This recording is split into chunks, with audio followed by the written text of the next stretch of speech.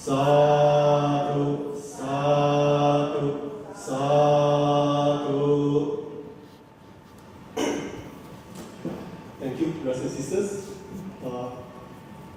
We are very, very happy that today, on this special day, New Moon Day also today, right, everyone? I'm sure some of you are taking Uposatha also today. So it's a very fortunate occasion that we are able to get the Sangha members from SDS, not only from SDS Sangha members, also from Bhante Yasasi Temple also. They are here to join us. Okay, we're going to let you know how all this got started. Okay, for some of you who are new, or you're not, we just joined here, you're new, coming over here to witness this event. Just to let you all of you know, it got started last year. Okay, last year in 2023. Okay, last year. Okay, when we organized the SDS pilgrimage tour to India in November. Okay, Brother Sam, okay, was the one who actually, says that, Brother Ikyong, we are going to on a pilgrimage tour this year. Okay, this last year, and we are going to go to this place in Bodh and also Krishnanagar. And we are going to these places in Bodh and Krishnanagar. We are offering robes. Okay, we are going to offer the robes to the Mahaparinirvana temple and also the Mahavihara Bodh temple. He says that since we are going there, why don't we do our own robes? We sew our own robes and everything, or instead of buying those robes, buying the robes from the street there, the sellers there, the vendors there, and then those robes are recycled again and again and again, all those are printed and painted.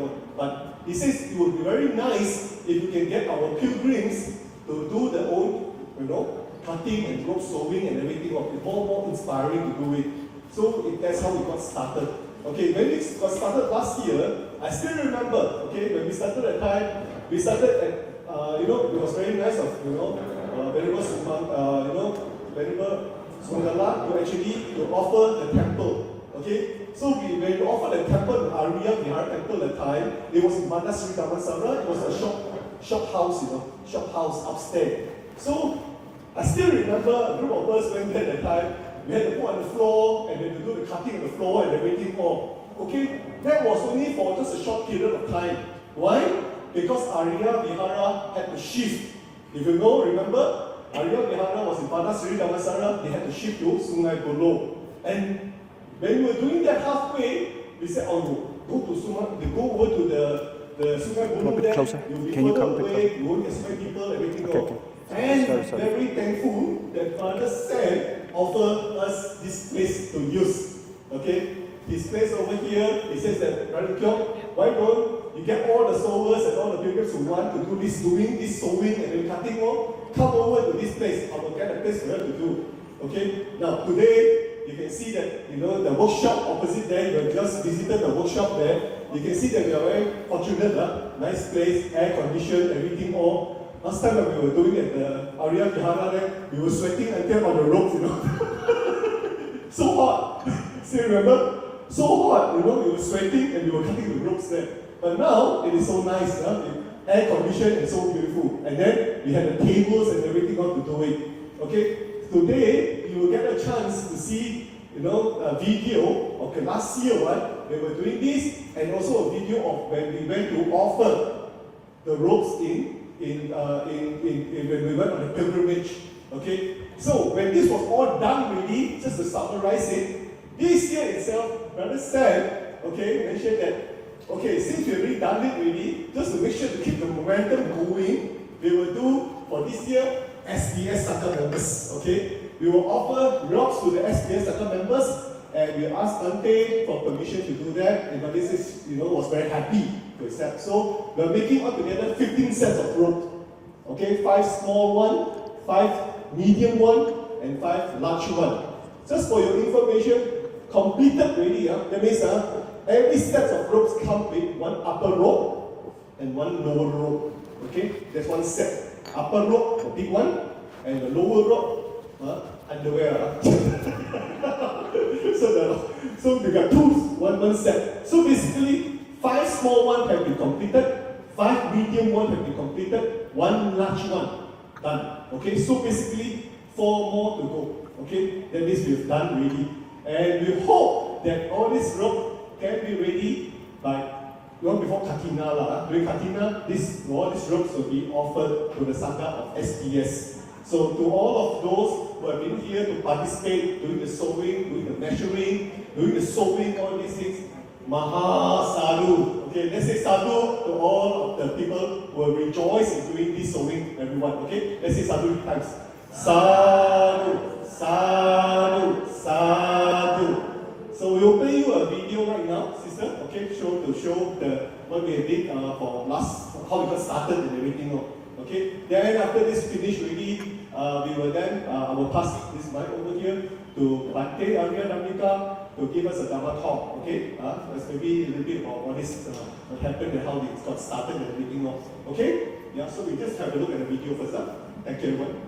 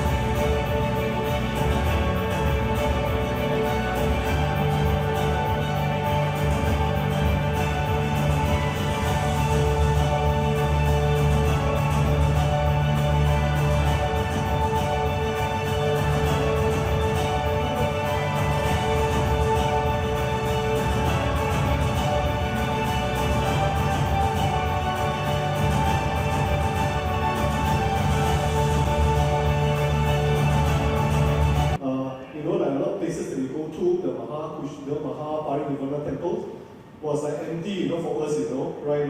Only our group, there was no other group. Normally, the place would be so many people. But when we were there, it was just only us only, okay? We had the whole place for ourselves, alright? And those whole things at the Mahavihara in Bulgaria also the same thing, or a lot of things happened on the pilgrimage tour that I have led many tours before, never experienced such, wonderful thing that's happened, okay? Like one incident that I want to just mention that I always remember is that crossing the land border from India to Nepal. Okay, crossing the land border from India to Nepal, it is the worst thing that everybody were afraid of because you do not know how long it will take to cross the border. It can be hours, many hours, okay? But for this trip itself, unbelievable. When we reached the India side, immigration, nobody.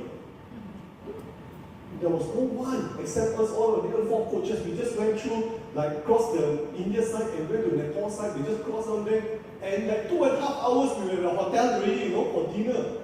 Okay? And I just want to quickly mention that the second group I led after the SPS Sangha members left already, I led another group, the second group. How long it took me to wait at the border, 8 hours. 8 hours. We arrived there at 5:30, also the same time. We reached 2 a.m. in the morning for our dinner. The first group was 7:30, eat dinner already. The next group was 2 a.m., shivering cold, waiting to cross the border. We almost didn't make it. The border almost closed at 9:45 p.m. We almost didn't make it. There were other groups that cannot make it already. The border closed already. Okay? So you see, miracles do happen. Even such a big group of 4 coaches, all things went so smoothly. Okay, so smoothly. I think because of the SBS, the paramis of all the Sangha members from this, is so great. Okay, I must say that fantastic. Sadhu, Bhante. Thank you. So Bhante, I think I'll give the mic to you. Otherwise, I spend too much time. Yeah, feel free. Sorry, feel free. It's okay.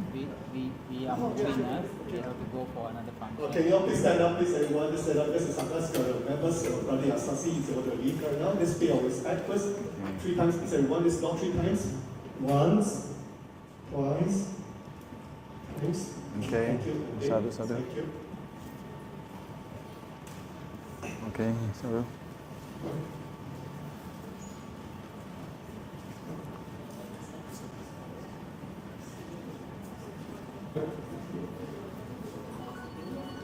Stay here, we will continue here. No need to run away. Only the monks.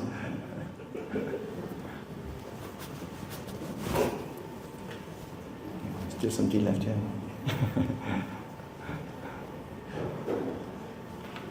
Well, just to add on a little bit, so to the question, what is the main benefit of sewing robes for the monks and what are you doing with all the merit? How will it help you in the future? In future, when you want to cross the border, you will be very fast. That's the main benefit, I hope. Hope not only that, but it seems that works pretty well. But I think it is an interesting question that can come up. Why are we doing all this sewing, preparing of the robes, and what is the benefit of that? Of course, for the monks, it's easy to see the benefit. We get very nice robes, and we also know how much time and how much work it takes. Those who never sew a robe, they don't know. You get it from the shop and you think, okay, well, thank you, and then you put it on. Yeah, okay. But those monks who have made their own robes, they really can appreciate the work, the time, the workmanship, the effort, sometimes the tears that go into making a robe. Because I think also we have experienced sometimes something doesn't go quite right with the sewing. You have to pick it, and you look how much, where did I make this mistake? Wow, all the way back here. Have to pick the whole line, sometimes more than one. So you have to learn to develop a lot of spiritual qualities also. I think especially patient endurance and patience, and doing mindfully, slowly. There's no point in rushing, right? Sometimes you want to be fast. I can finish today, it's a bit late already. Let me finish off only the border, corner. Just today, one of the ladies also of your group just told me, I will finish off this afternoon. Let's see. I thought that many times, just this border, corner finish, I have to do it quickly. And then when you do it fast, sure enough you will screw up or make a mistake, and you have to pick it, or working overnight. Like in Malaysia also, I guess you have a law. When you drive the car, or at least the truck driver, how many hours can they drive in one day? They have a law, not more than, 4 hours, 6 hours. How long can they drive? After a number of times, they will have to make a break. It's compulsory. They have to rest, and they even have to log that they really make a rest. I think the same we should do also for sewing ropes. After 4 hours of sewing, you must make it break. Otherwise, you will just make more mistakes. Then you take one step forward and 2 steps back, a little bit like that.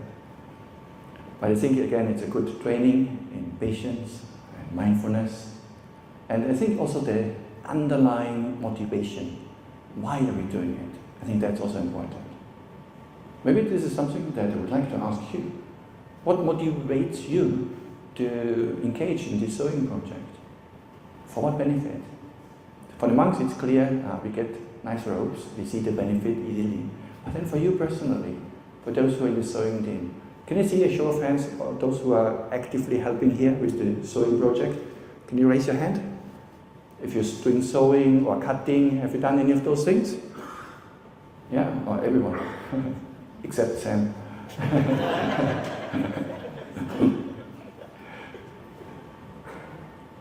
So all this time that we're giving and contributing to that, for what benefit?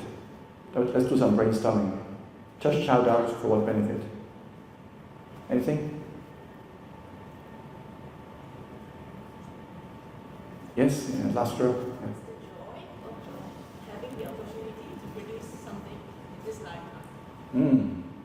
The joy that comes from producing, working on something in this lifetime, is it? Yes, for most of us may not have the chance to do it. So first time in this lifetime you get the opportunity to make robes, and that gives a sense of joy and happiness. Any other aspects? Yes? Very good mindfulness training. Mindfulness training. Yes. Because we have to be very detailed in terms of the measurement. So the mindfulness is extreme. So your mind has no time to think of other things. Strong focus, strong mindfulness. Yeah. No time to think about the past or the future, right? Yeah, it's true. It's true. A good mindfulness practice. In fact, some monasteries in Thailand, the abbots also, they know the newly ordained ones, many of them in their 20s, early 30s, they have a lot of energy. They cannot just sit still and meditate 8 hours a day. So they will give them also projects like that, either sewing or crochet, or making something out of wood, a bowl stand or a bowl lid. So some practical things that keep them occupied for a while. Otherwise they will get funny ideas, So it's good to give them something wholesome to do, and then, when they're finished after a couple of hours, meditate a little bit. So not overburdening them. The mind maybe not yet ready for meditation 10 hours a day, 8 hours, whatever it is. So you can develop mindfulness directed to the body, kind capacity while sewing the ropes. Very true. Other benefits. What else?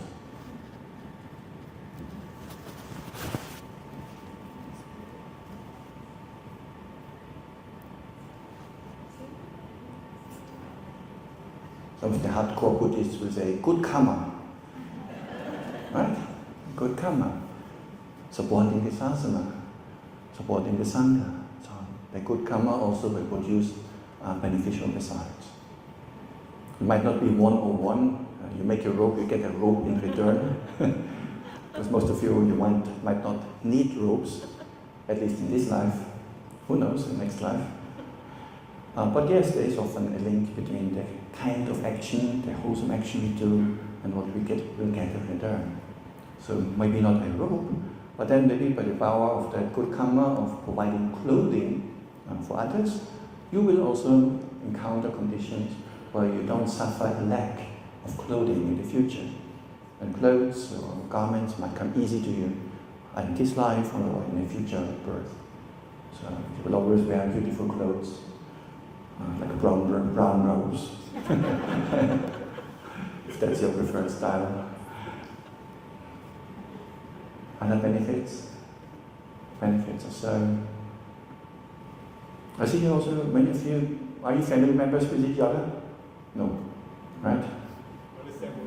Some of you, I guess you didn't even know each other from before. But when I come into the room just now, I see, it seems you're very familiar with each other. You're very friendly with each other. So by working together, a bond establishes and a group energy arises. For me personally, that's also one of the very nice things of working together with others. This group experience, this shared experience. And we're working on a project together from beginning until the end. Yes, sometimes there are difficulties, and sometimes people have different ideas how to do it. That's all part of it. That's all part of the learning process. Yeah, you have somebody who knows everything better. No, that's not the right way of doing it. Let's do it like this. So you have to negotiate and listen. And so many lessons to learn actually about right speech, mindfulness, patience, forgiveness. It's all there. The whole Dhamma is there if you look for it. But there are also this aspect of doing it together, having a sense of harmony, belonging, and a shared project. I think it's also a very nice thing. So even though you're not family members, I see a lot of collaboration, working together, sharing hands. You see somebody needs something over there, or give a hand over there to get back to your project. It's not a competition, right? Who is finished first? Or is it? No. So actually, the two venerables I have with me today here, it's just a coincidence. They just arrived yesterday and today in the morning from Thailand and from Sri Lanka, and to join us in SPS. And it turns out both of them are also very good sewers. And even back in SPS, they do their own projects. And sewing, like you're doing with the sewing machine, is not enough of a challenge for them anymore. Nowadays, they're making the ropes by hand, just stitching by hand. So your robe, this is a handmade one? Blood, sweat, tears. Blood, sweat, tears, it's all in it. Sometimes the needle, you have to push it through all the time. One time he requested, Bhante, I need this special item, and didn't even know what it is. It helps to push the needles through the cloth. It's like a protective cap or something. Thimble. A thimble. I said, what do you need this for? Wow, my fingers are so painful. And whenever one even picked up a cloth when we were in India together last year, picked up a cloth not just from a shop or from a nice place, where he got his cloth you would never believe. We are traveling all around the world, and he gets the worst cloth that exists, not the best, the worst. From the charnel ground where they burn their corpses, the dead bodies, they're burning them there, just next to the Ganges River. So when everyone looks around and says, that's fantastic, hey, take his clothes and his old robes that the corpse has been wearing, and takes it with him, and then makes a robe or a cloth out of that.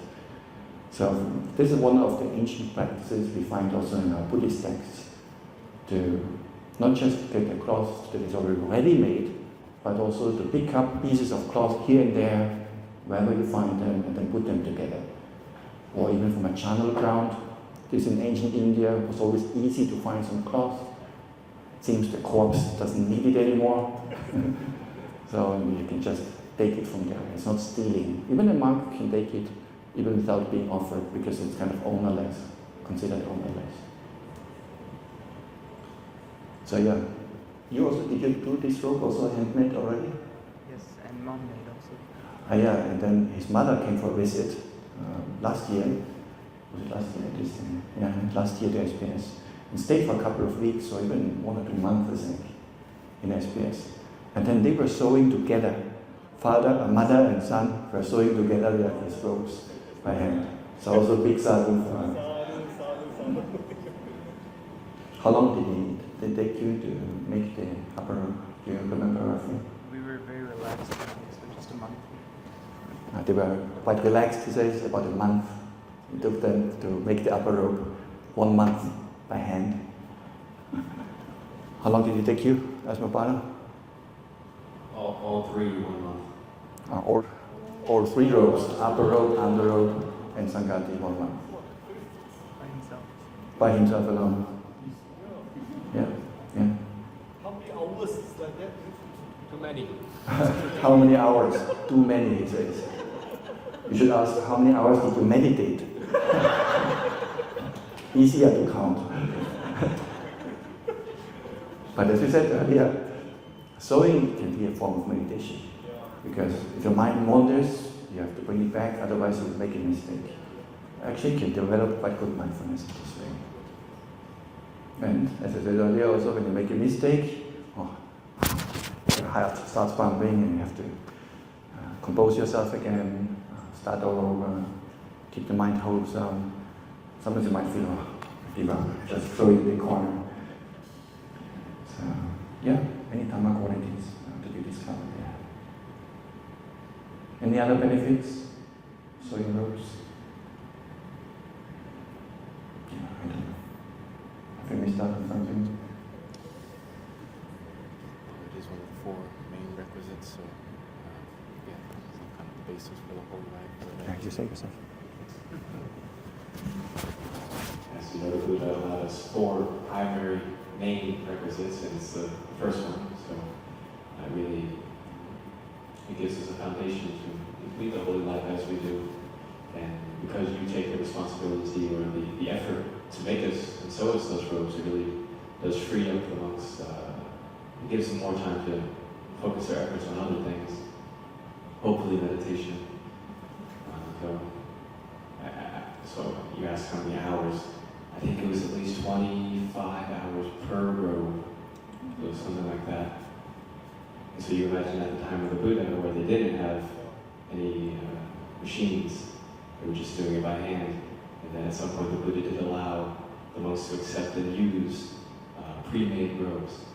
So definitely appreciate it for sure. But I guess coming from my side, just knowing how to make it on my own, it gives me a sense of self-reliance, knowing that if I ever had just enough cloth and needle and thread, then I can stitch something together to wear my body. But I'm curious to, among you, which of you would start to sew things for yourself, or for your family members, or for people in your community, now that you know how to sew, maybe that gives you a sense of self-reliance.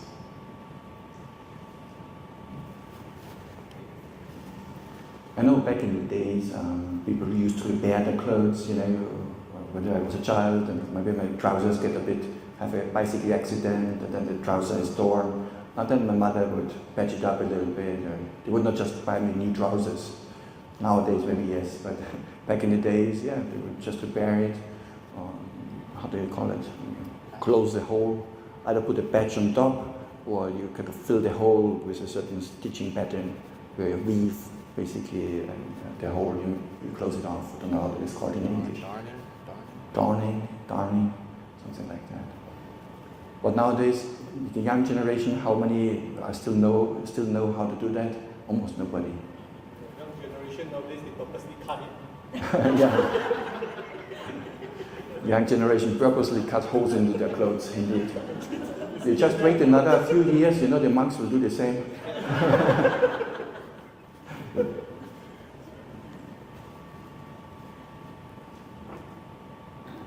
So, in the spirit of Katina, because as I understand these robes are for Katina, Bhante mentioned the collaboration and the group effort.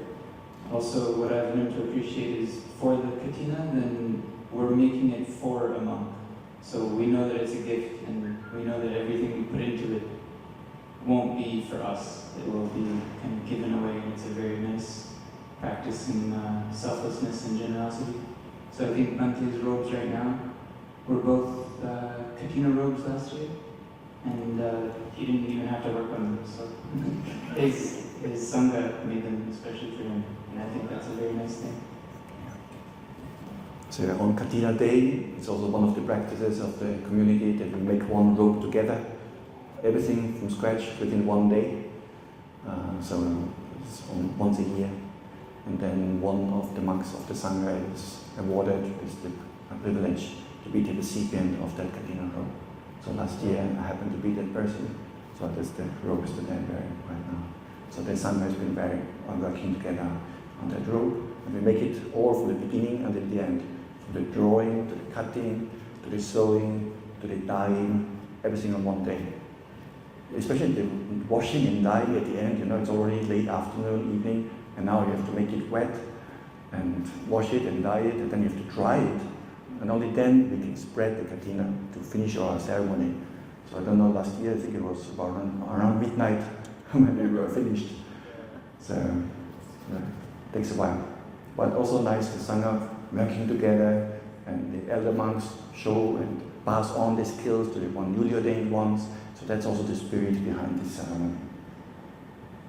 And then the same will happen with your robes that you have been sewing and preparing for the months that will then be given out on Katina Day. And there will be eventually a monk wearing that piece of cloth that you have been working on. Day in, day out, we don't have one set for Monday, one set for Tuesday, one for working, one for, no, it is what we wear, and if it's dirty, we wash it, and we wear it again. So it's being worn for at least a few years, depends a little bit how thick the cloth is. If it's a very thin cloth, yeah, it's kind of nice, it's light, but then also it doesn't last so long. But this one is a very well woven cloth, so definitely, usually you can wear it at least for 2, 3, maybe even 4 years. So day in, day out, and so yeah, it's going to be put to good use. And there's actually a sutta where Buddha explains that the robe that has been given to a monk, also the alms food that has been given to him. Suppose that monk practices very well, and he's wearing the robe that you have made. That donor, that person who has provided that robe or that alms food that he's eating on that day, or the robe that he's wearing on that day when he becomes awakened. Just imagine, that merit is immeasurable. Of course, now you will say, okay, to whom should I give my robe? But please recommend somebody who of the Sangha members has a chance to get awakened, and for whom should we better not give, because all hope is lost. And no worries, it will always be meritorious. But if it so happens that we happen to give to somebody who attains states of samadhi, like the jhanas, or stream entry, once return, non-return, it's amazing. So the same karma that you're doing, the karma is the same, right? Your action, your karma of making the robe is the same, regardless of who wears it afterwards and what happens with the robe afterwards. So the karma is the same, but the vipaka, the fruit that you receive as the karmic result from your action, and that is determined, yes, by your action, but also by the quality of the recipient. And that can actually backdate a little bit with some delay. It's kind of interesting, because you might give the monk a robe at Katina Day. Maybe he's not attaining Nibbana yet on Katina Day, but then he practices, and maybe a year later, or 3 years later, while still wearing your robe, then your karma still becomes multiplied more and more, and we cannot measure how much, 3 times, 5 times, yeah, there's no counting. So it's incredible actually how long-lasting the benefit is of a piece of garment like a robe that we are making together. Okay, maybe with that, just open up a little bit. Do you have any questions? Any questions, comments, anything you would like to ask the monks? Or any comments on the sewing project that would be interested also to hear a little bit? Yes, can you pass the microphone?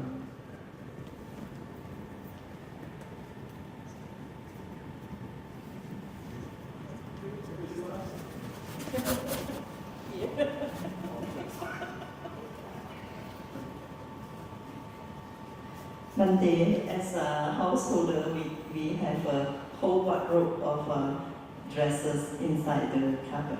So how many sets of robes can the monk keep with himself? You want to take it? Mahasvirasana Sutta. Sure. What does it say? I had 80,000 pairs of clothes, but I only Hey, had you explain. It's good. I'm going to tell you a story. A while back, a long time ago, TTDI, I believe it's 17. It's after the Mahaparinibbana Sutta. So the Buddha says, Bhikkhus, there was this time in an ancient kingdom, an illustrious kingdom, a beautiful kingdom. And he describes something where the trees are plated in gold and the leaves are silver, and other trees are silver and the leaves are plated in gold. And he talks about all the beauty and the wonder and the wealth and the amount of items that were in this kingdom. And he talks about his wardrobe. He said, I had 80,000 shirts and I had 80,000 pairs of pants and wonderful shoes. I had so many, but I only wore one. I just remember reading that sutta and how it had such a profound impact on me, in that we can accumulate so much stuff in our life, but we only use so little of it, especially at a time. I think Sam is a good example of this, where he dramatically reduced his wardrobe to something very simple, where we're no longer trying to impress everybody around us. We're trying to adorn ourselves to bring up our own self-esteem. But it becomes a bit more utilitarian, where we wear clothes simply to keep the body warm, to be modest, to not walk around naked. So I guess it's a question I guess you could pose yourself. To what percentage of my wardrobe do I use? How many of these clothes have been sitting in my closet for years that I've left untouched? When I did this, back before I became a monk, I found myself getting rid of a lot of clothes that I was just keeping onto them simply because they were my things. But I never really had any good use for them. So that's what I can. Or in short, the monks can have 3 robes. That's the maximum number that the Buddha allowed. 1 upper robe, 1 under robe, and a double layer sangati, a double robe. And we can have also a bed sheet or a sitting cloth, like something like this, what I'm sitting on. But these are not robes in that sense. We are not wearing them. We can have a shoulder bag, it's also made out of cloth, or a water filter. These are also allowable. But for robes, the Buddha was sitting in the cold winter night, because there was also a time in India, people wanted to support the Sangha, and they were giving a lot of cloth or robes to the monks. So much so that you could see the monks, when they traveled from one monastery to another, they walk in with a whole heap of cloth under their arms, another heap of cloth on their head, because they have accumulated so much rope material. Maybe nowadays it will come with the whole roll, the roll of the cloth from the shop. And so that it looks quite funny, you have these ascetics and then they're coming with all the wool and cloth and garments. So then the people also started to criticize. And then the Buddha said, the Sangha has come to abundance. They're living almost a bit in luxury now. Then he reflected, maybe I should put a limit on the number of robes that the monk is allowed to have. Then he thought, okay, it was actually cold winter days, the coldest days of the year in India. So at the beginning of the evening, early evening, he was sitting outside in the open. At that time he was just using his underrobe only, it was not so cold yet. But then around 10 o'clock it became quite cold, so he put up a second layer of cloth, so two pieces of cloth. Then it made it until around 2 a.m., but then it became cold, even colder than that. And the story goes, it was even snowing outside. So he put on a third layer, and he made it through the whole night with these 3 layers of cloth. So that was his reflection, I should allow 3 layers of cloth. But then he thought also, he realized the Buddha with his great compassion and also wisdom and foresight, he knows actually some people, they come from quite protected houses, like Sam, They're not used to live out in the open in the cold. They always have it comfortable and nice at home. So maybe I allow an extra layer of cloth. So altogether 4. 3, the Buddha had enough with 3 actually. He says, okay, but for some sons of good houses, I allow an extra layer of cloth. So that's why we have 1 layer upper cloth, upper robe, 1 layer under robe, and number 3 and 4 are combined into a double layer robe that you don't know yet how to make. And it's coming up. So 3 robes, altogether 4 layers. So this is what the Buddha allowed us to have. If somebody gives us more than that, how is it then? If somebody, now we have our 3 robes already, and somebody comes to our monastery and offers another robe or a whole set of robes, or 5 sets, then we are not allowed to use them and just use all robes on Monday, this one on Tuesday, another set. We can store them, we can keep them. So we can place them into a Sangha storeroom and keep them until the monk needs it, then he can request it. Or we can individually put it under shared ownership, but then also I cannot use it. So we can store monks, we can store robes for later, but at that time we cannot use them for using just these 3 robes. So actually nowadays often we have more robes than we need, especially like occasions like Katina. Probably you've been to monasteries or centers where they give robes to the monks. Not just 1 robe for 1 monk, right? Sometimes on one ceremony I received 10 sets of robes. How am I going to wear so many robes? So often they end up in the storeroom for a while and not. On one side, of course, we receive the robes, but also it's not so likely that a monk will need so many robes. That's why up in SPS actually we don't receive so many sets of robes, even on Katina Day. Every monk gets 1 set of robes. Not 5, not 10, not 20, just 1 set. And then if he needs it, he will use it. And if not, he might put it aside, maybe put it in the Sangha storeroom, that when he later wants it, he can request it. Or maybe if another monk needs a robe more urgently, then the other monk can get it. Yeah. So it's quite a good system, I think. Yeah, again you.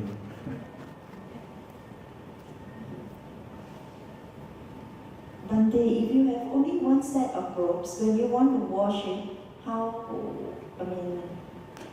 is it? You are like alternating, is it today I use lower robes and then I wash my upper robe, something like that, or how? That's a good thinking already. So indeed, while you're washing the underrobe, while you're washing the upper robe, you can wear the underrobe and the Sangati. You still can wear 2 robes. That's more than good enough. While you wash the Sangati, you can wear the other 2 robes.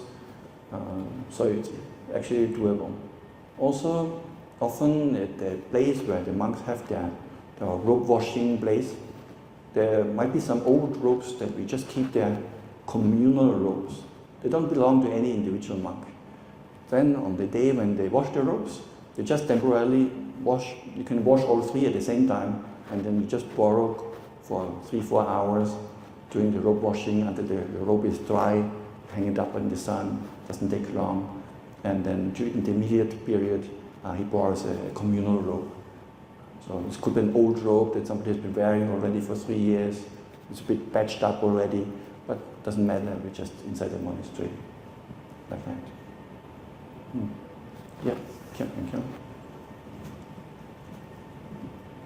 Particularly for the knowledge about all of us over here, I believe that just now they says the earlier part of it when the Buddha, put on the robes at time, it was mostly from the rags robes or charnel ground or all this.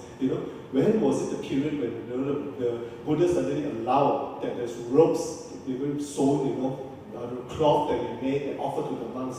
Before that, it was just really the robes were all just collected. Pieces of cloth were collected from charnel ground. Okay, so maybe give some background to it. When was it that that the Buddha made this allowable that people can give cloths and everything made into these robes to offer to the Sangha? So yeah, as you say, the beginning time, the monks were just collecting cloth wherever they can find it, like Venerable Sudhira from the channel ground or whatever. And then, of course, also people found out, oh, the Sangha is practicing the Dhamma, they are a good field of merit. And there were some devotees who got an interest, oh, we want to offer cloth to the monks. So there was I think a merchant, and he had the intention to offer a robe to the monk. But then the monk said, oh, actually, I'm not sure I can accept this. So he said, hold on a little bit. So then he spoke with the Buddha and asked the Buddha, what should we do? There's somebody who wants to offer cloth. Can we accept that? The Buddha said yes. So by default, if there's nobody around, the monks just find whatever cloth you can find that has been discarded. But if there is an offering, a lay devotee wants to make merit, wants to offer cloth or a finished robe even, then that is also allowable to accept.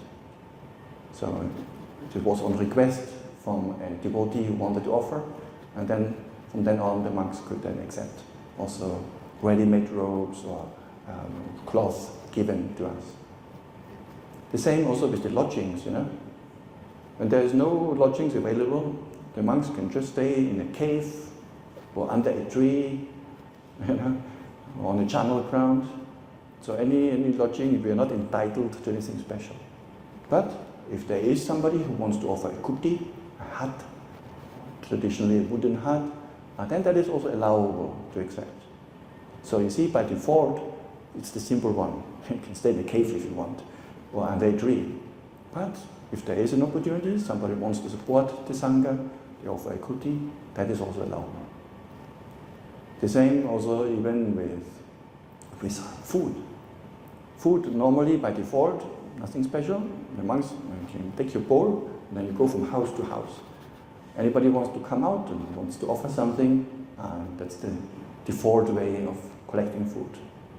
But if a devotee wants to invite the monk, can you come tomorrow to my house? I would like to invite for dana. That also is allowed to accept. So there's always a minimum standard, and then if somebody wants to offer something special, as long as it's allowable in line with the rules, the monks can accept it also. So it's actually quite manageable in this way. All right, I saw some hand up somewhere in the back. Yes? 1 second. Bhante, I'm actually rather curious about the color. I noticed that SPS monks wear a certain color, but what happens if somebody were to offer a robe which is like bright orange, something that is not similar to your color? Would you accept the robe or not? Or what would you do with it? Good question. So we are not burning the robe, don't worry. So it depends. So if the robe is I think the size is more important than the color. Because the size, if it's completely different, if I'm a tall person, but somebody offers a very short robe, I can use it as a mini skirt, but that wouldn't look so appropriate. So if the size is okay, then one thing you could do, you could dye the robe with natural dye, or nowadays even chemical dye, and make it into almost any other color, right? Even the orange color. Actually, orange is quite a good basis for even for this color. We can get from orange. It's not too bad. You can always make it darker. If the starting point of a color is quite bright, maybe yellow or white, and then you want to have a dark brown or something, you can dye it. Not too difficult. But if it's already dark brown and you want orange, that's not so easy. Then you would have to bleach it first. So you have to get out the color, the brightness, so the color is mostly gone, and then you can go darker again. If you want orange, you can go from white to orange, it's okay. But otherwise you would have to bleach it. But then, since there are also other monks who are actually using orange color robes, it might sometimes just be easier and more convenient if we then share the robe with some of those communities where they wear that color robes. And they, when they get these color of robes, they sometimes share with us and give it to us. So within the Sangha we can share, we can say, oh, we give it to you guys because you're wearing that color. And the other way around as well. So it's like a big family, you know. You get a piece of clothes, it's too big, too small, not your color, you give it to your niece, to your grandchildren, or they might not want it, but to somebody else, and then it's still going to be put to good use. So in this way, we can still make use, even though the color is a bit different. Okay.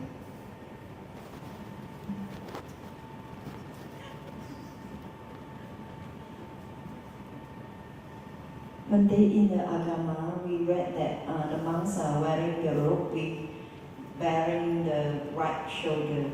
But I saw the Bhantes here are all right over. So what changed in between? So in some texts, in the Agamas, not only in the Chinese Agamas, but also in the Pali versions, especially in the Vinaya texts, you can find passages where it says a monk arranges his robe over one shoulder and the other shoulder is actually exposed. This is the style of wearing, even nowadays we're still using inside the monastery, not in public, not in a village, not when we go on alms round. On alms round we are supposed to be fully covered, both shoulders covered all the way down to the knees. So it looks more appropriate, more decent. But inside the monastery, where just the monks among themselves, especially for more formal events, like when you go to see your teacher, or when we chant about the Mokha, or when they have a Dhamma discussion, then we use that style, where there's one shoulder is open, the other one is covered. It's considered a very respectful style. There's a bit of a symbolism behind it. One shoulder open symbolizes openness, being vulnerable. You show yourself to the teacher the way you are. So there's a kind of symbolic element behind that, I think. So it's still used, and even in the Theravada Pali tradition, but it's limited only inside the monastery. In public, it would look a bit strange if I run around with exposed shoulders. Some people might think I'm quite open, these monks.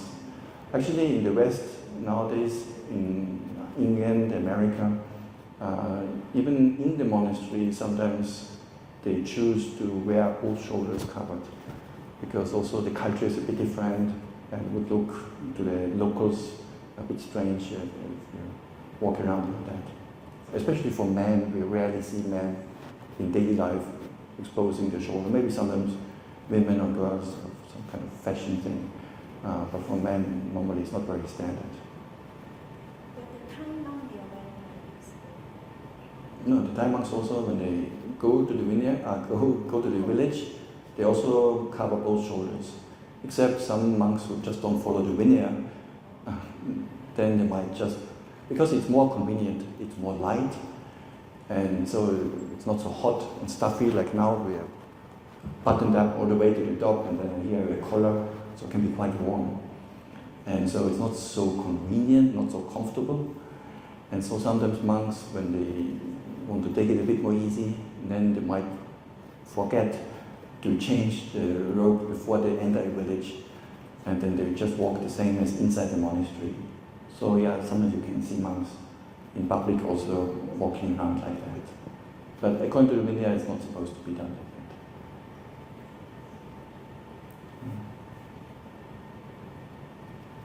that. One question that I have actually, of the sewing process of making robes.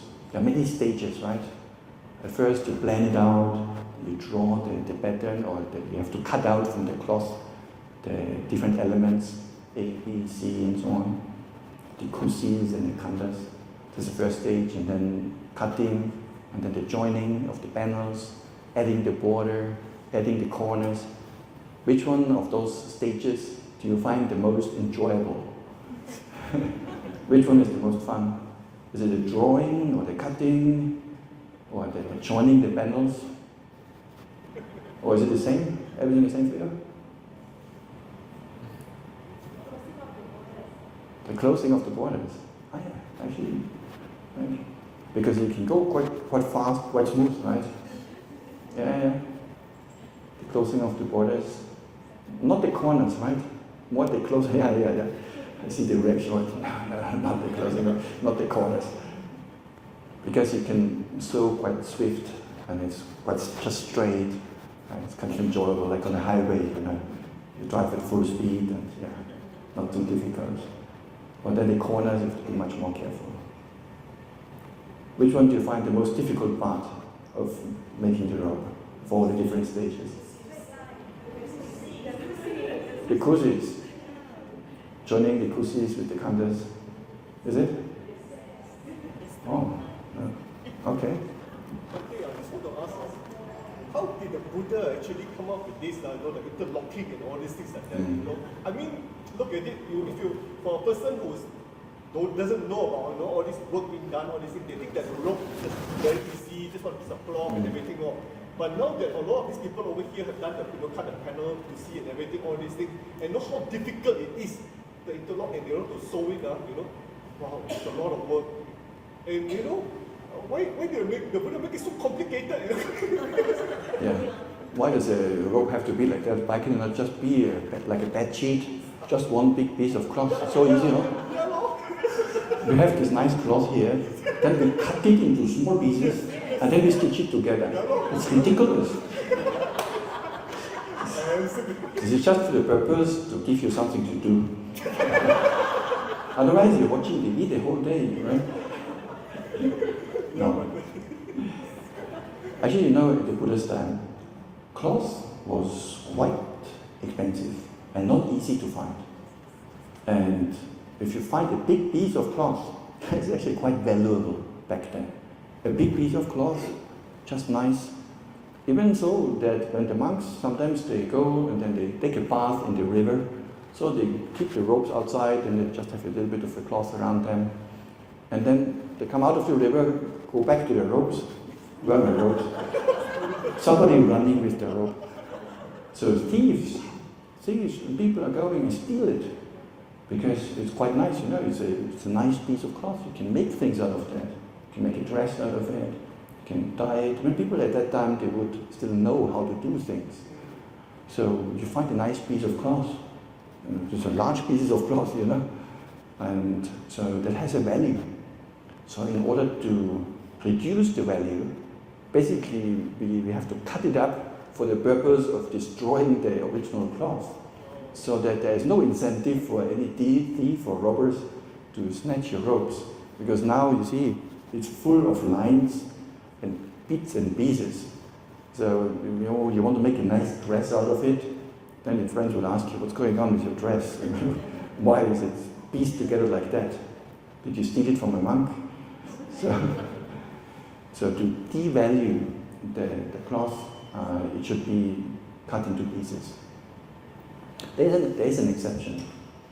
If the monk does not have enough cloth, or just barely enough to make a rope out of it, because as you know, if you cut it into pieces and then join it again, you need a bit more cloth, because you lose something for the joints and all these fancy things with the border. So if the monk has barely enough, just enough to have a rope like that, then it doesn't have to be fully cut up. Then maybe just cut at one place is good enough. But if you have enough cloth, like nowadays everywhere, cloth is in abundance almost. So then it has to be fully cut up, each piece, each kusi, each khanda, a separate piece of cloth. Just meant to devalue the cloth. But why the battlefield design? You see, he knows the answer already. He says, why the battlefield design? Indeed, it's the design of a battlefield. Now, that dates back exactly to that story that I just explained, to devalue the cloth. And then the Buddha turned to Ananda because they were walking at the Magadha rice fields. And then to make a cloth that doesn't have so much value, he shows Ananda, can you see the rice field? Yes, Bhante. Can you make a rope like that? You see where there's a centerpiece, like the field, where the rice is growing, and then on the rice field in the middle, like when we went to India also, we walk on that middle path so that you don't get dirty and swampy. And so these are the kusis. The kusis is like the pathways. And the khandas, the large fields, that's the actual rice field. So if you have a large rice field, you have all around these squares, right? And so the Buddha asked Ananda, can you make a rope like this? Ananda says, okay, I will try. So then he made one. And then the Buddha recognized, oh, yeah, you made the pathways, you made the khandas, you made the square piece, the junction blades, and then the border, and then these decks to add them together, to bind them together. So the Buddha recognizes. But it seems the detail of the design was actually developed by Venerable Ananda on his own. Maybe he had some help, we don't know. So maybe the bhikkhunis were helping him. And so in this way it came to be. So we don't have any evidence the Buddha himself developed the design in detail, but he did outline, like a manager. He says, okay, can you do like that? Then the disciples will try to put it into practice.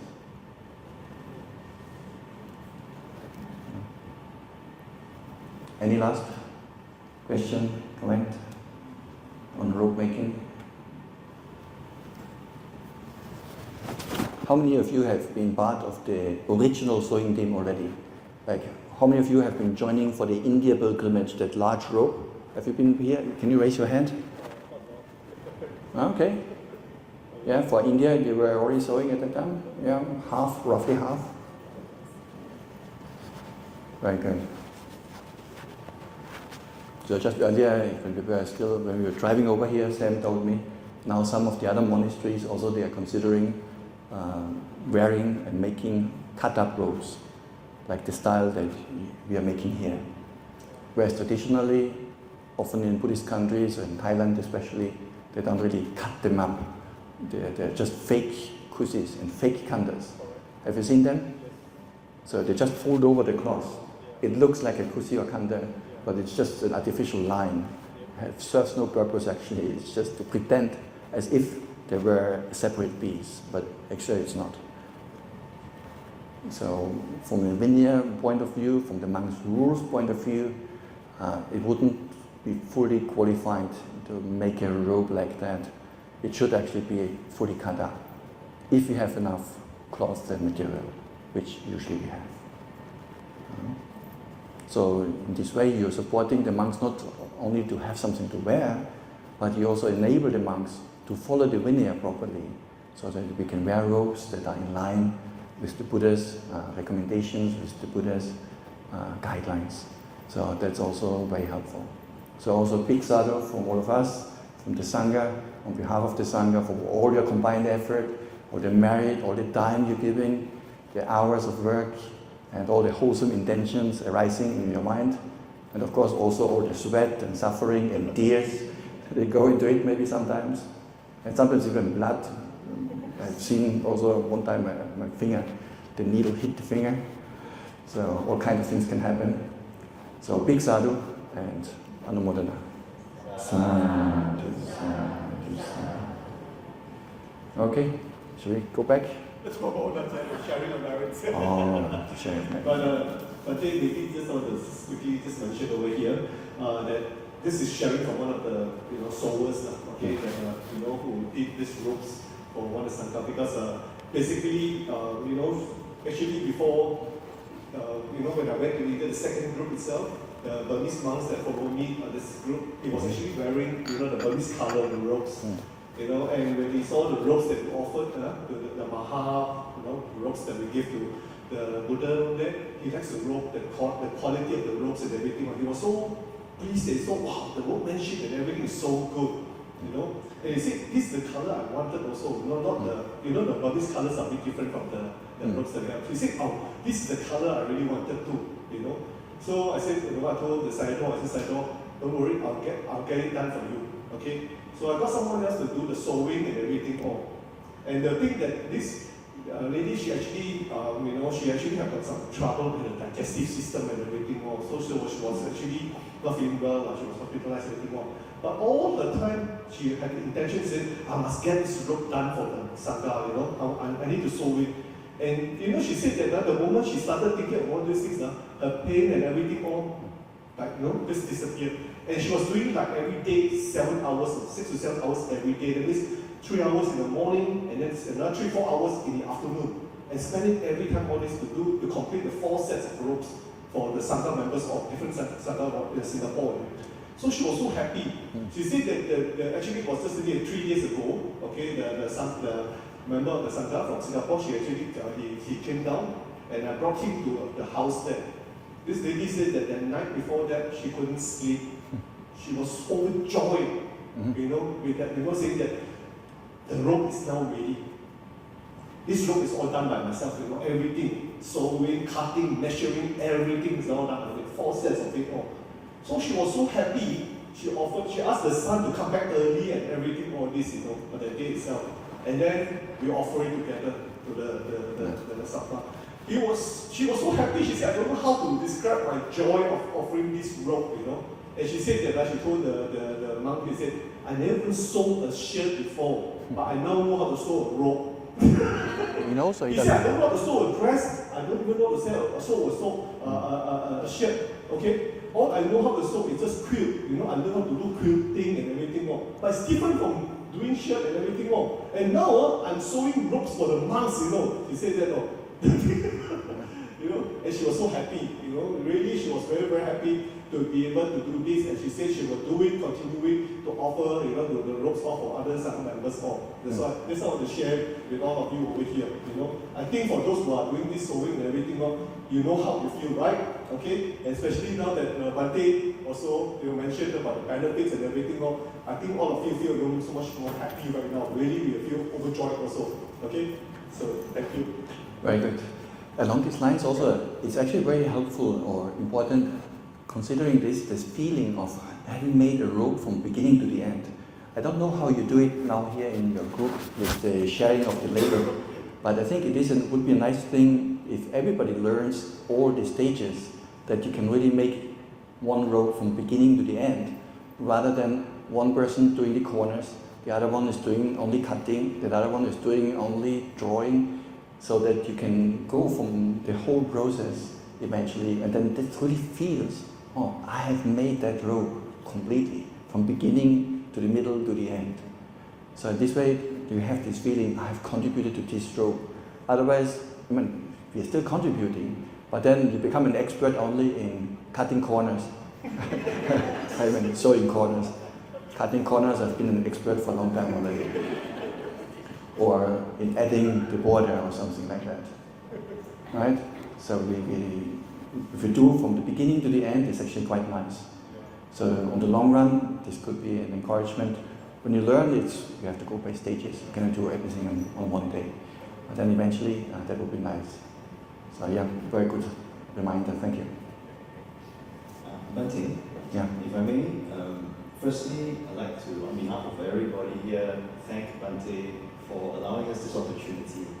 Thank you for the metta and karuna for all of us to be able to collectively do this and offer the robes to the Sangha. Really grateful for that. And also, since Bhante, you're here today, may I ask permission for Bhante to also share with the sisters here on how to finish the final part, the Sangati. Maybe a pointer? Actually, we happened to talk already a bit earlier about that. Yeah. So the question about the Sangati, the double layer outer rope, that so far you have not been making yet, and the expertise is not yet here. But we have backing that, being one lady who just recently made Sangatis for the Sangha, and she's familiar now with the process, so we've been showing her, and I'm sure Jigni is her name, she will be able to share with you both how to calculate and also the steps in doing it. And you might be surprised because you think, double layer rope, even more complicated. But actually, the way of sewing, most people find that actually easier than for the single layer rope. Maybe the thinking, you have to think it a bit differently. The way of joining the panels of 2 pieces of cloth or 4 layers, in this case, is a bit different. But the sewing itself, I find actually easier than the normal joining. So don't worry, it's quite a straightforward project, and you might even prefer that one over the under rope or upper rope. It's a different challenge, and It's kind of interesting. So I'm sure you're in good hands here with your expert team leader, and then all the support from Taiping coming. And if you have any questions, yes, please reach out, either myself or one of our monks. We'll try to support however we can. Okay? Sadhu, sadhu. I think before we do the sharing of merits, I think we will just have a show video right now of the current one, right? This one, this for this period one, this year one, okay? Because people were involved. Just have a short video. After that, we do the sharing of merits.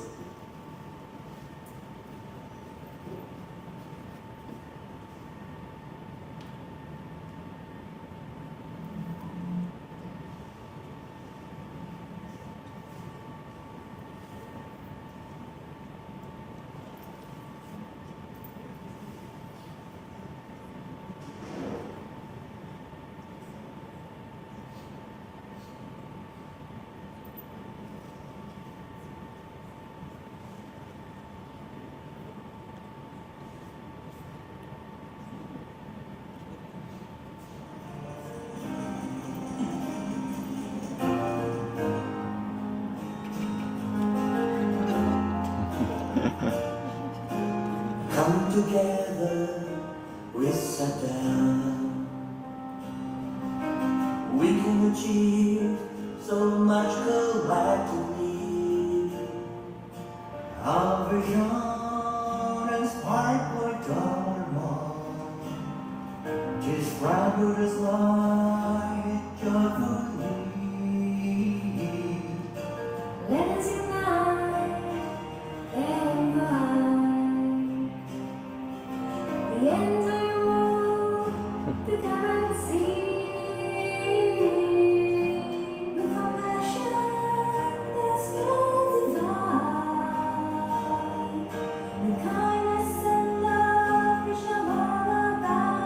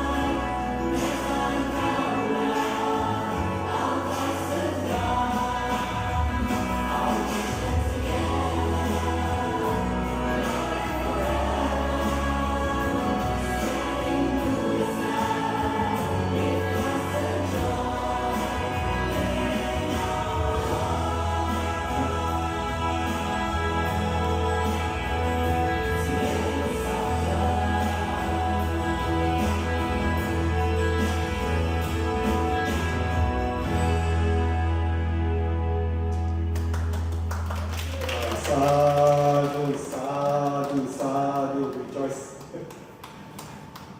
Wow, fantastic, amazing.